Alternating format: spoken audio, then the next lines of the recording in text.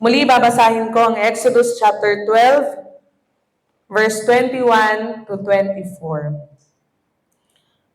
Exodus chapter 12, verse 21 to 24. Tinawag nga ni Moises ang mga pinuno ng Israel at sinabi sa kanila, "Pumili kayo ng isang tupa para sa inyong sariling pamilya at katayin ninyo ito para sa Paskwa. Kumuha kayo ng sanga ng halamang hisopo, basain ito ng dugo ng tupa at ipahid sa magkabilang poste at itaas ng inyong pintuan. At isa man sa inyo ay huwag lalabas ng bahay hanggang kinabukasan. Sa gabing iyon, lilibutin ni Yahweh ang buong Ehipto at papatayin ang mga Ehipsyo. Lahat ng bahay na makita niyang may pahid na dugo sa magkabilang poste at itaas ng pintuan ay hindi niya hahayaang pasukin ng anghel ng kamatayan." Verse 24. "Sundin ninyo ang mga tuntuning ito at palagi ang ganapin pati ng inyong mga anak." Ang titulo po ng mensahe natin sa umagang ito na dapat panghawakan ng mga anak ng Diyos ay ang escape from your problems o ang pagtakas sa iyong problema. Nawa ang bawat isa sa atin sa umagang ito ay magkaroon nga ng tunay at ganap na kalayaan, pagtakas mula sa problema na mayroon ng bawat isa sa atin. Sa salita ng Diyos, sa aklat ng Biblia na ating binasa, ito ay kung paano isinakatuparan ng Diyos ang pagliligtas niya, ang pangako ng kaligtasan niya sa mga Israelita. It is the promise of salvation. Ito ang pangako ng pagliligtas ng Diyos from being slaves to Egyptians. Ito ay ang pagliligtas ng Diyos kung paano niya inililigtas o paano niya ililigtas ang mga Israelita mula sa pagkaalipin nila sa bansang Ehipto. Alam natin na ang mga Israelita, nalalaman ba ng lahat, na ang mga Israelita, sila ay naging alipin ng bansang Ehipto sa loob ng 430 taon. Ito ay 430 years na naging alipin ang mga Israelita sa kapangyarihan, pamamahala ng bansang Ehipto sa kapangyarihan ng Paraon. Nangangahulugan kung ganito na katagal ang mga Israelita na naging alipin ng bansang Ehipto, ilang salinlahi na ang dumaan sa mga Israelita, sila pa rin ay nananatiling alipin ng Paraon. Kaya nga, kung titingnan natin, sa panahon na iyon, alam ng mga Israelita kung ano ang kanilang problema. At ano ang problema ng mga Israelita habang sila ay nabubuhay sa loob ng bansang Ehipto? Ang problema nila, sila ay alipin, namumuhay sa ilalim ng kapamahalaan ng bansang Ehipto bilang alipin. Ito ang problema ng mga Israelita. At ang tanging solusyon lamang sa kanilang problemang pagiging alipin ay ang pagtakas mula sa kapangyarihan ng Paraon. Nalalaman ng mga Israelita na ang kanilang problema ay ang pagiging alipin at ang tanging solusyon, kapamaraanan upang makawala sila sa problemang ito ay ang pagiging malaya. Ngunit, ang bawat isa sa atin ay mayroon man ding kaparehong kalagayan, kagaya ng mga Israelita. Ang bawat isa sa atin ay mayroon man ding problemang pagiging alipin. Alipin na siyang patuloy na namamahala sa buhay ng bawat isa. At upang tayo ay magkaroon ng tunay at ganap na kalayaan mula sa pagkaaliping ito, ang bawat isa sa atin ay dapat maunawaan natin kung ano nga ba ang problema na dapat mong takasan. Kaya nga, sa umagang ito ang ipinapahayag ng Diyos sa bawat isa sa inyo. Escape from your problems. At upang ikaw ay makatakas sa problemang iyan, dapat na matutunan mo, dapat na maunawaan mo, at dapat malaman ng bawat isa sa atin, ano nga ba ang problema na dapat mong labasan, na dapat mong takasan. Unang problema na dapat nating takasan, alam natin na ang lahat ng problema na mayroon tayo, it has the origin. Ito ay mayroong pinagmulan. Sapagkat kung hindi mo alam ang pinagmula ng iyong problema, tayo ay magkakaroon ng kalituhan. Magkakaroon tayo ng tinatawag na self-human effort for you to escape. Kaya nga sa umagang ito, alalahanin mo ng iyong unang problema na dapat mong takasan. First, it is your spiritual problem. Ito ang pinagmulan. This is the origin of all problems. Na ang lahat ng problema na mayroon ang bawat tao, maging ito man ay pisikal na problema, it is from spiritual problem. Lahat ng problema na mayroon ka, ang pinagmulan ng lahat ng ito is spiritual, fundamental, what we call original problem. Ito ang unang problema na dapat mong takasan. At ano ang spiritual na problemang ito? That from the beginning, before the creation of everything, meaning to say, bago ka pa ipinanganak, mayroon na ang problemang ito. At nang ikaw ay isilang, ikaw ay nasa ilalim ng kapangyarihan ng problemang ito, that you were born being separated from God. Ito ang problema na mayroon na ang bawat isa, sapagkat bago ka pa isilang, bago pa nilikha ng Diyos ang langit at ang lupa, mayroon ng problema ang lahat. Kaya nga, sinasabi ng Diyos sa Genesis chapter 1, verse 2, the world is empty. Yan ang dahilan kung bakit ang buhay ng tao isinilang na empty. Walang katuturan, walang saysay ang buhay. There is no happiness. Magkaroon man ng kaligayahan, it is always temporary. Ito ay laging pansamantala lamang. And at the end of the day, kung i-evaluate natin ang buhay natin, it always fails into unhappiness. Ito ang buhay ng bawat isa sa atin. Kung titingnan natin, ang mga Israelita, nung sila ay isinilang, for 430 years, they were born inside the Egypt.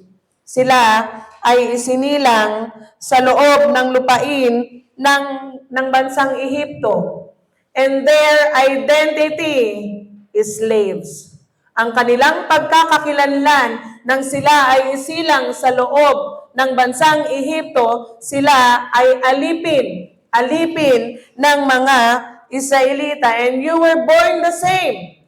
Nung ikaw ay isilang sa labas ng halamanan ng Eden, you were born as a slaves of darkness.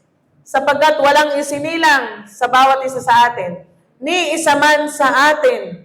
Pagkatapos ng naunang tao na si Eva at Adan, walang isinilang sa labas ng halamanan ng Eden, meaning to say, ikaw ay isinilang sa ilalim, sa loob ng kapangyarihan ng Diablo, hindi bilang mga anak ng Diyos, ngunit bilang mga alipin ng Diablo, namumuhay sa ilalim ng kapamahalaan ng kadiliman.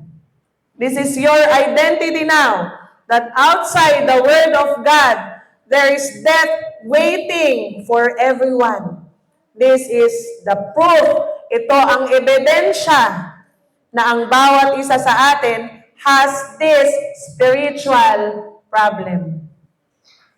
Ito ang problema, pinakaugat ng problema na dapat takasan ng bawat isa sa atin. Kaya nga, nung ang bawat isa sa atin na isinilang sa ilalim ng Genesis chapter 1 verse 2 that your life is empty, your life is formless, your life is full of darkness. This is the reason why man is unhappy. Kung bakit may kalungkutan ang tao. Kalungkutan in a sense that even though we experience happiness, lahat ng yan ay may deadline, may ending. Maaaring masaya tayo ngayon, ngunit hindi natin hawak ang mamaya. Hindi mo hawak ang kinabukasan, kung ikaw ba ay masaya bukas, kung ikaw ba ay malungkot mamaya, kung ikaw ba ay may kagalakan. There is no assurance. Ito ang buhay ng tao. Kaya nga dapat na maunawaan natin, malaman ng bawat isa sa atin na ang lahat ng problema na kinakaharap natin, ang lahat ng yan ay nagsimula sa fundamental, spiritual na problema ng tao, ng pagiging hiwalay sa Diyos. And because you were born inside the power of darkness, meaning to say, you are born as a slaves of sin and death. Ito ang spiritual na problema ng tao. Ang mga Israelita, nung sila ay ipinanganak sa ilalim ng kapangyarihan, kapamahalaan ng Ehipto, bilang mga alipin, lahat ng tao na isinilang sa mundong ito, they are slaves of this world. Nung ang mga Israelita, nung isinilang sa loob ng kapamahalaan ng Ehipto, sila ay alipin. Nung ang mga tao, nung sila ay isinilang sa mundong ito, sila man din ay alipin ng mundong ito. At ano ang pamamahala ng mundong ito? Ephesians chapter 6, verse 12. Buksan natin ang ating mga Biblia sa aklat ng Efeso chapter 6, verse 12. Ito ang mundo kung saan ka isinilang. Verse 12, sapagkat hindi tayo nakikipaglaban sa mga tao, kundi sa mga pinuno, sa mga may kapangyarihan, sa mga tagapamahala ng kadilimang umiiral sa sanlibutang ito. Ito, ang umiiral sa mundong ito kung saan ka isinilang. Ano ang namamahala? Sino ang namamahala? It is darkness. Kung saan ka isinilang. Ito ang takbo ng mundong ito. The world is full of darkness. At kung saan ka isinilang, you are also slaves of this darkness. Ito ang dapat na matakasan ng bawat isa sa atin. And this is the reason why man is being oppressed. Bakit ang tao ay patuloy na nakakaranas ng problema, not just mentally and physically, but spiritually. If your spiritual is being oppressed with this darkness, kahit pa ang iyong physical at mental na kalagayan, iyan din ay hawak ng kadiliman. Kaya nga, maging ang iyong soul, kaluluwa, maging ang iyong physical body, it is oppressed, it is under control ng darkness. Because we are slaves, ang tao ay naging alipin. Nung nilikha ng Diyos ang tao, originally, there is no anxiety. There is no depression. There is no jealous. There is no hate. There is no sadness. There is no frustration. Walang takot. walang pag-aalinlangan. There is no shame. There is no grief. There is no guilt. Ngunit ang lahat ng yan, lahat ng takot, pangamba, galit, puot, kalungkutan ng tao, lumabas nung sila ay naging alipin ng Diablo. Originally, ang pagkakalika ng Diyos sa tao, there is only happiness. Kaligayahan lang ang mayroon ang tao nung siya ay namumuhay kasama ang Diyos. Ngunit nung ang tao ay lumabas sa ilalim ng kapamahalaan ng Diyos at pumasok sa kapamahalaan ng Diablo, ang lahat ng ito ay pumasok din sa buhay ng tao that cause unhappiness sa buhay natin. Kaya nga, ito ang dapat na maunawaan ng bawat isa sa atin. Everyone is afflicted with this spiritual problem at dahil ikaw ay mayroong spiritual na problema na dapat mong takasan, living inside this status, ang pamumuhay sa loob ng ganitong kalagayan na pagiging anak o pagiging alipin ng kasalanan, pagiging hiwalay sa Diyos, ikaw ay tinatawag na anak ng Diablo. This is man's spiritual status. Ito ang naging kalagayan ng tao. And this is your spiritual problem na dapat mong takasan. At ito ay patuloy na inuulit-ulit nating ito sa ating mga remnants sapagkat hindi natin nature. Hindi natin nature na maunawaan ang salita ng Diyos. Na dapat maunawaan, paulit-ulit na dapat marinig ng ating mga kabataan that this is their spiritual problem. Kaya nga sa ating mga deacons, sa ating mga magulang, dapat na maunawaan ng bawat isa sa atin that this fundamental spiritual problem ay mayroong consequences na dapat takasan ng bawat isa.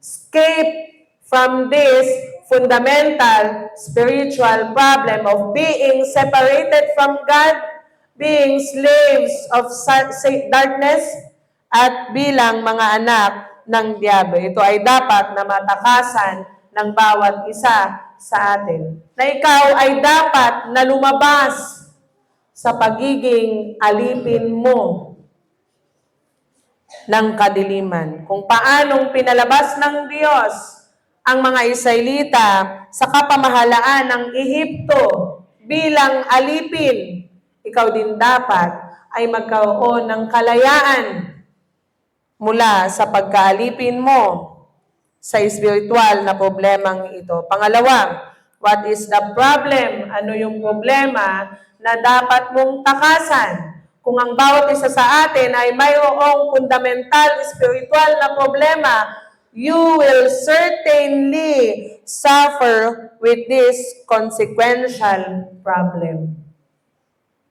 Na ang bawat isa sa atin ay haharap sa tinatawag na consequential problem. Ano yung consequential problem? Normally, we think that whatever we do in this world, sa normal na kaisipan natin, anuman ang gagawin natin dito sa mundong ito, whether it is good or bad, yan ay may kapalit. Kung gagawa ka ng kabutihan, ito ay magre-resulta ng kabutihan din. Normally, ito yung iniisip ng bawat isa sa atin. Ito din bang iniisip mo? Kung gagawa tayo ng kasamaan, ay masama din ang magiging resulta. Ito ang iniisip, ito ang kaisipan ng tao, at ito ang itinuturo ng mundo. If you do good things, then good things will come.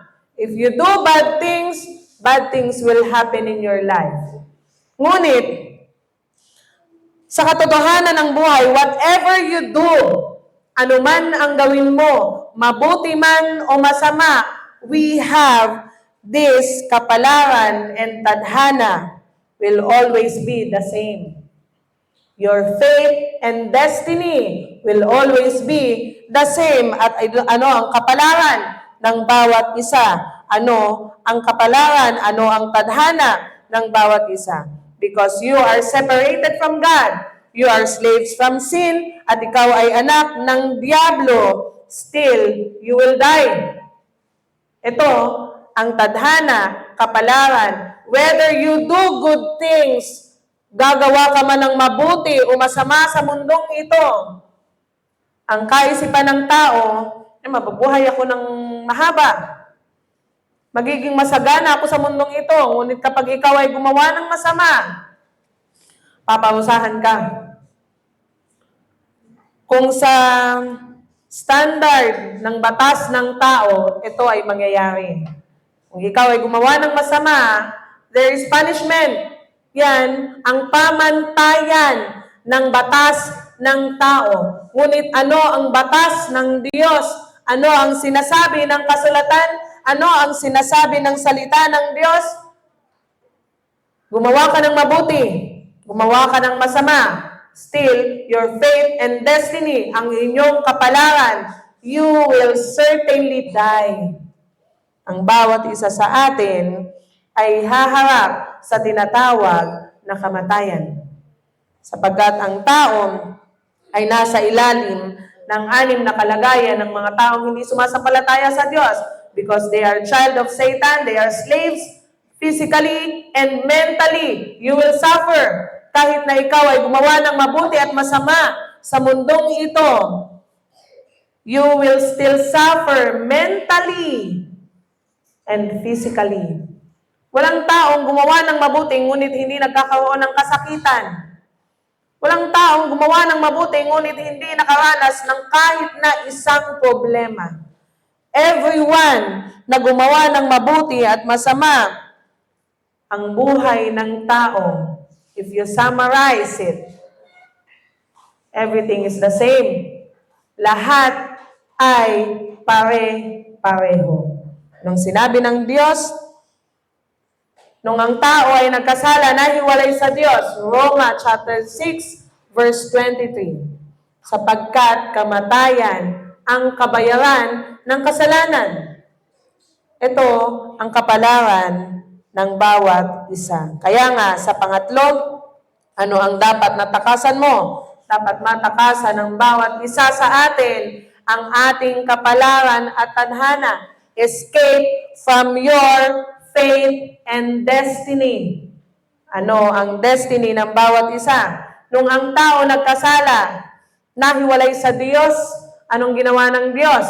Ang Diyos ay naghandog ng dugo upang sa pakikipag-isa mo sa tipan ng Diyos na ito, ikaw ay magkaroon ng kalayaan. Genesis chapter 2, verse 17. Ang Diyos ay nagpatay ng hayop upang sa pamagitan ng kamatayan ng hayop na ito, ikaw ay mapawalang sala.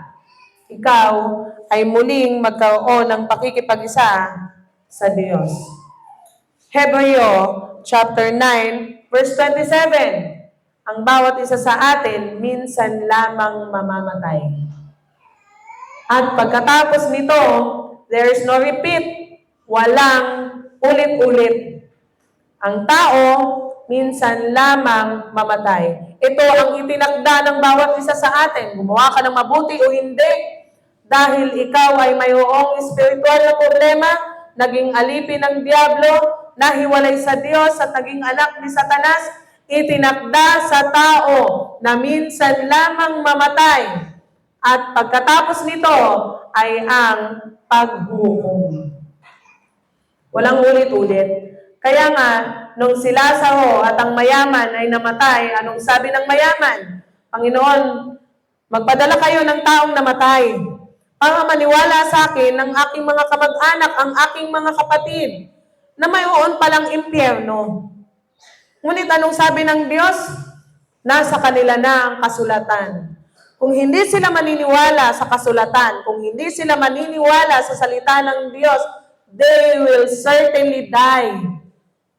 Kung hindi sila maniniwala sa salita ng Diyos mismo, paano sila makakapaniwala sa isang tao lamang na namatay at muling bumalik?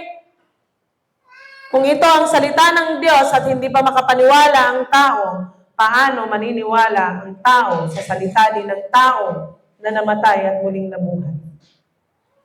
Kaya nga, ang bawat isa sa atin, inihahayag ng Diyos na ang kapalaran ng taong nahiwalay, nasa ilalim ng kapamahalaan ng Diablo, ito ang iyong kapalaran at tadhana.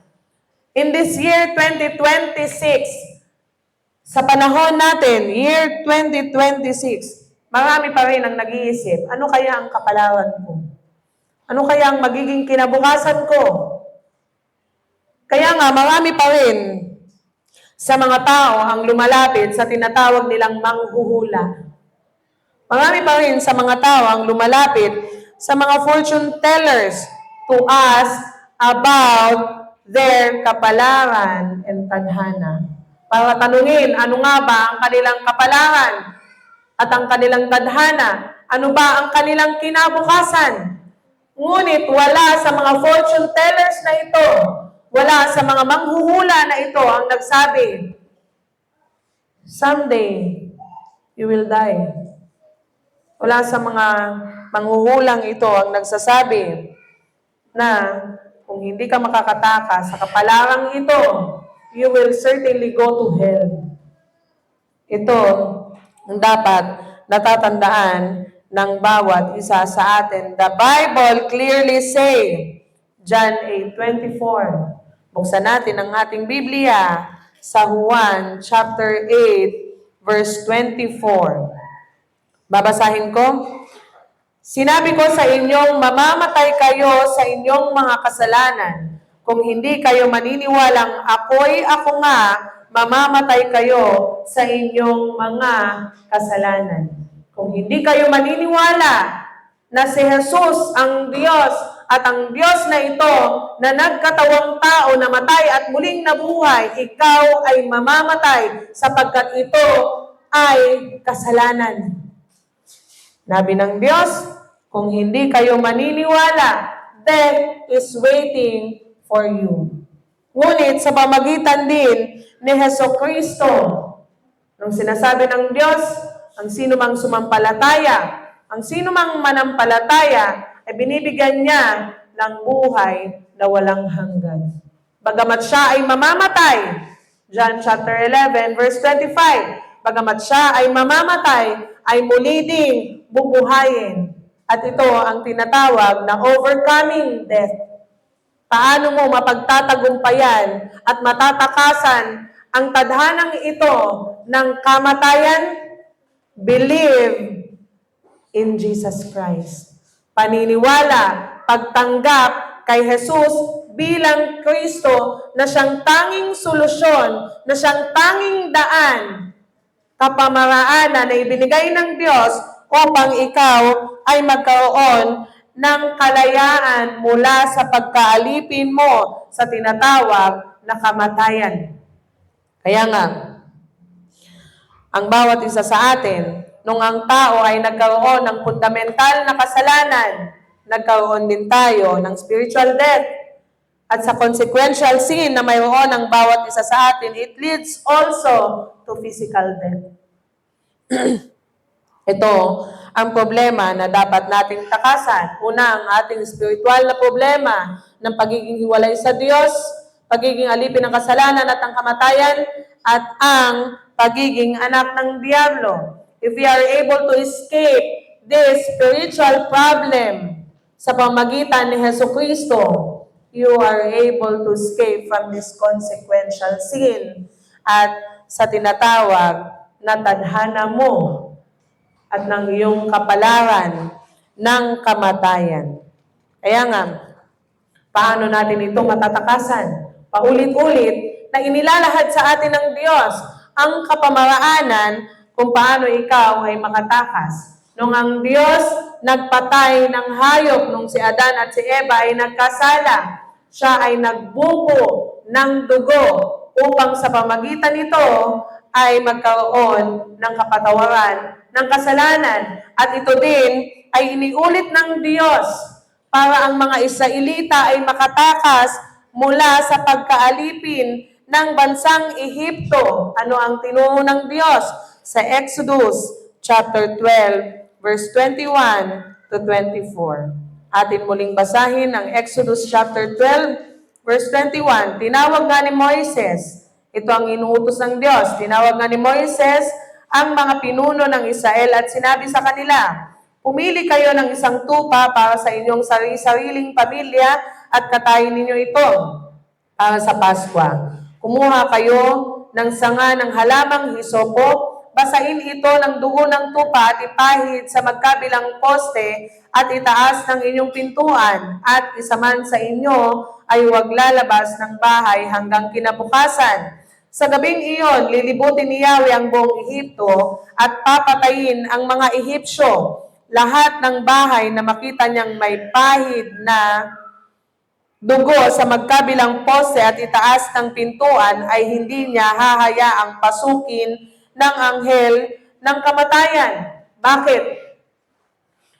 Sa mga bahay na may pahid na ng dugo sa magkabilang poste, ay hindi napapasukin ng Diyos o hindi napapasukin ng kamatayan ang kanilang tahanan.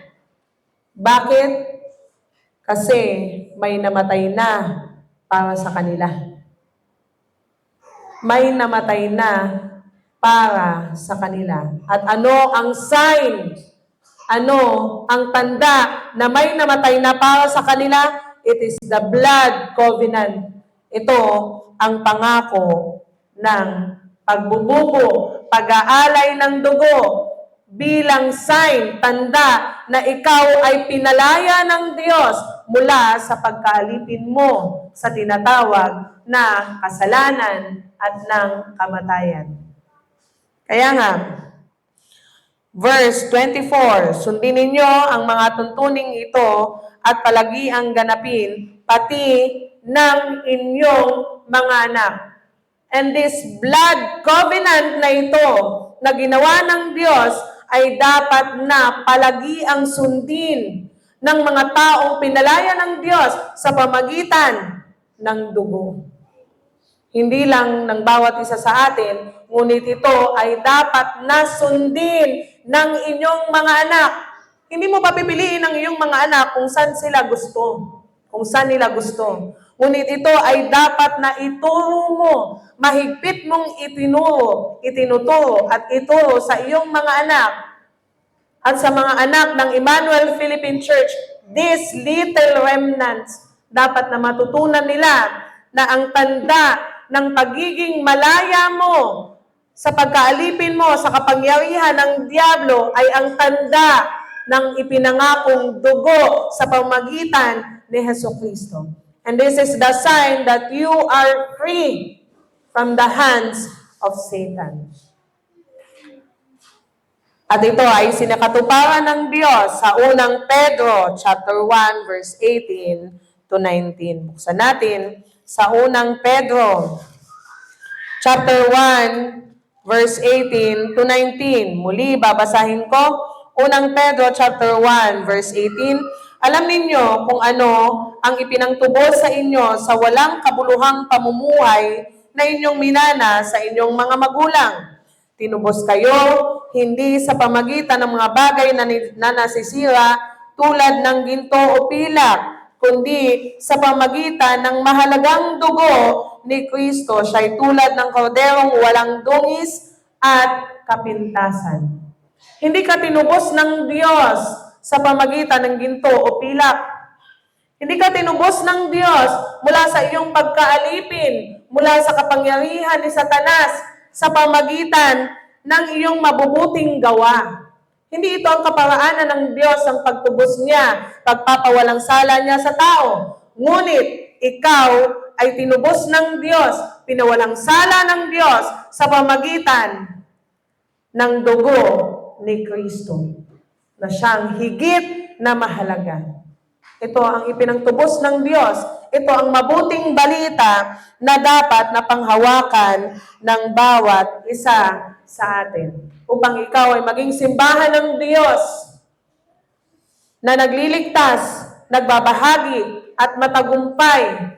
Matagumpay mo ding panghawakan ang tipan na ito ng Diyos na siyang tanging daan na ibinigay ng Diyos sa bawat isa sa atin mula sa paglaya natin sa kapangyarihan ng Diablo. Nawa, ang bawat isa sa atin, paalala, na ikaw ay tinubos ng Diyos mula sa kanyang sariling dugo. At ito ang siyang pinaka-dahilan ng bawat isa sa atin, na ikaw ay mamuhay ng may kagalakan bilang mga anak ng Diyos. And this worship, ng pagsamba na ito, ikaw ay dapat na maging matagumpay na mananamba ng Diyos, enjoying your identity as a child of God. Tayong lahat ay manalangin. Let us pray. Panginoon, salamat sa oras na ito. Salamat, Ama, na ikaw ang siyang patuloy na nagpahayag ng inyong mensahe na sa pamagitan ng kamatayan ng inyong bugtong na anak na si Jesucristo, kami ay pinalaya ninyo mula sa kapangyarihan ng Diablo. Dalangin namin, Panginoon, na ang kamatayan at ang muling pagkabuhay ni Jesucristo ang siyang katiyakan ng bawat isa sa amin na kami ay malaya na mula sa kapangyarihan ng kadilimang ito. At dalangin namin, Panginoon, na ang kalayaang ito ay masaya din naming maibahagi sa lahat ng mga tao na namumuhay pa rin sa ilalim ng kadiliman.